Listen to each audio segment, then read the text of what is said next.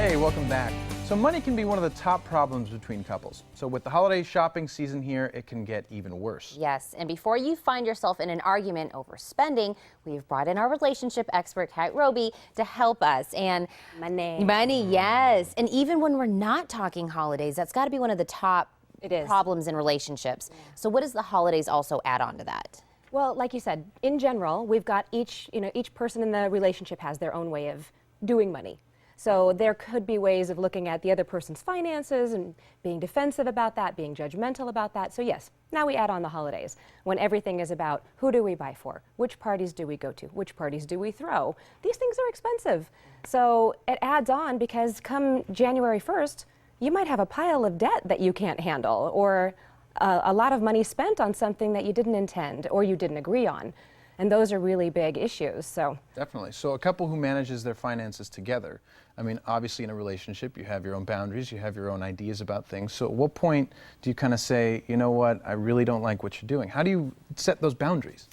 If possible, I think it's great to have a full discussion about it from a curious standpoint. You know, what do you think the holiday should look like? Who do you think we should buy for? You know, I see that you don't like what we're working on over here. What suggestions do you have? What kind of parameters do you think we should set around it? And these are hard conversations to have, especially if you're feeling judged or defensive. So if you can take it with me, a deep breath, and try to get back into your skin and really talk about what the issue is. What is Christmas? What is Hanukkah? What do we really want to go for here in terms of how we present ourselves to our friends, to our families? You know, maybe it turns out that you do end up spending a lot of money, but talk about it before you do it. That's the problem. What happens is people feel confined by budgets. Well, you're going to feel awfully confined when those bills start rolling in the front of the year as well. So either way, it's going to be a discussion you're going to have, and it's probably not going to feel real comfortable after the fact. So if we can have a discussion about what could it look like? You know, if we only have this amount of money to spend, then, you know, how could we make Christmas the way we want to be that way? Do we make gifts? Do we invite people over to have some sort of dinner or tree decorating instead of the grand party that we were going to cater? There's lots of different ways on the continuum of finances to handle the holidays. You also have to kind of have a conversation with yourself, because you have to find out what kind of person you are before you can even go to the table to talk to your significant other, because maybe you don't realize it. Maybe I am I'm keeping up with the Joneses kind of person, and I do want to put the best gift for everybody, and I want to be everyone's favorite gift that they're getting for this, and you don't realize it, and you're like, you know what, maybe that is who I am, and maybe that's why we're kind of having this problem. And boy, does that take some deep breaths. Yeah, because that's where we all want to be. Yes. That's where we all need to be to have the kind of relationships that we want to have, because that is a very genuine and honest kind of place to hold ourselves. Like, oh, maybe I do like things. There's nothing wrong with liking things.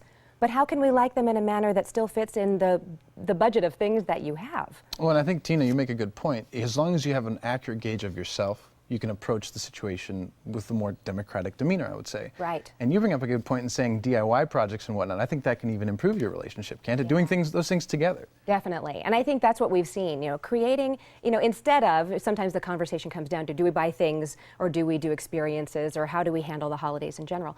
We've gone to the realm of, let's have a dinner together, and that kind of is the present. Let's go to a show like this wonderful one we heard today, you know, be able to go and hear music together and build a memory instead of have a thing that thing, what happens when it breaks or doesn't fit anymore or goes away, or creating something together. All of that is going to be much more memory filled, and I think is a great way to have the conversation about finances, like I said, but it doesn't diminish the fact that finances are going to be around and still need to be talked about and need to be agreed on, or at least discussed.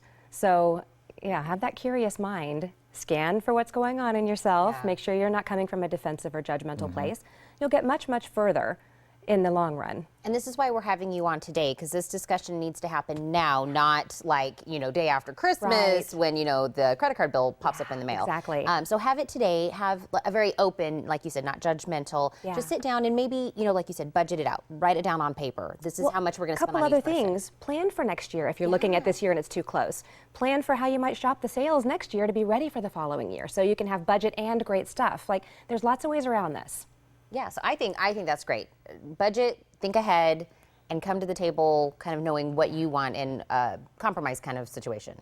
Yes. Definitely. Well, it's all about balance, right? I mean, I know, and I'll speak to my personal relationship. I with my budget, there are certain things that can be improved. And my girlfriend, she is fantastic about her budget. And I was very willing to listen to her pieces of advice. And she said, this is what you have to cut out. This is what you have to do. Right. And I think couples, more than anything, just have to get back to being a unit and listening to each other. Yeah, and see, you don't sound like you got very defensive about hearing that information. You didn't take it as a hit against you. You took it Right. as information that you could either use to fuel a better you or be upset about. Right. Yeah.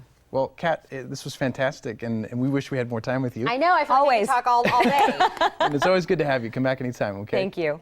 To get more tips and to optimize your relationship, you can call Kat at 906-3392 or go online to robycounseling.com.